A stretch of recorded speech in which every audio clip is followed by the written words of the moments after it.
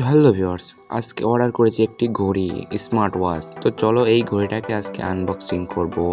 তো এটার দাম নিয়েছিল আমার কাছ থেকে 900 টাকা। তো চলো এটাকে আনবক্সিং করা যাক। তো ঘড়িটা হাতে পেয়েছিলাম এরকম একটি বক্সে।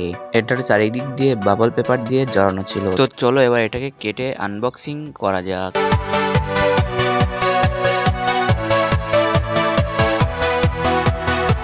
তো কাটা শেষ হয়ে গেলে আমাদের বেরিয়ে আসছে আমাদের সেই ওয়াচটি।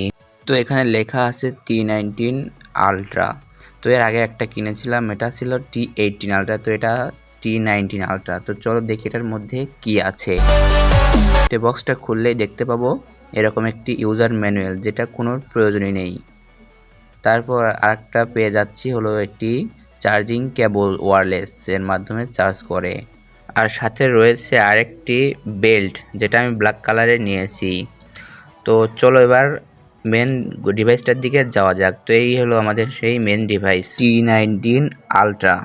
তো এটাতে এই সাইডে আছে একটি পাওয়ার বাটন দিয়ে চাপ দিয়ে ধরলেই এটা অন হয়ে যায়। এই দেখো, তো এটা অন হয়ে গেছে।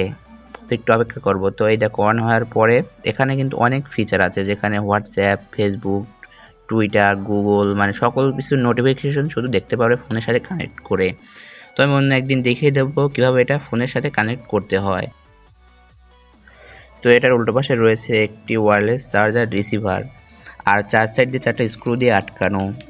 আর এখানে 4টা সেন্সর দেখতে পাচ্ছি, যেটা দিয়ে হার্টবিট মাপা যায়। এরপর সাইডে আছে একটি ভেরিয়েবল বোতাম, যেটা দিয়ে এই স্ক্রিনটাকে ছোট বড় করা যায়। তো অপর পাশে আরেকটি বোতাম আছে, যেটা দিয়ে স্পোর্টস মোড কন্ট্রোল করা যায়।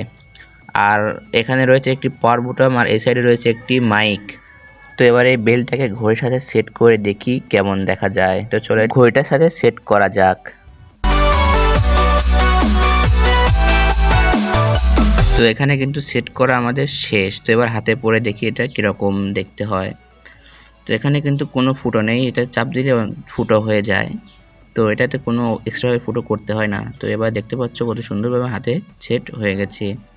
তো এই ছিল আজকের ভিডিওতে লাইক দিয়ে চ্যানেলটি সাবস্ক্রাইব করো।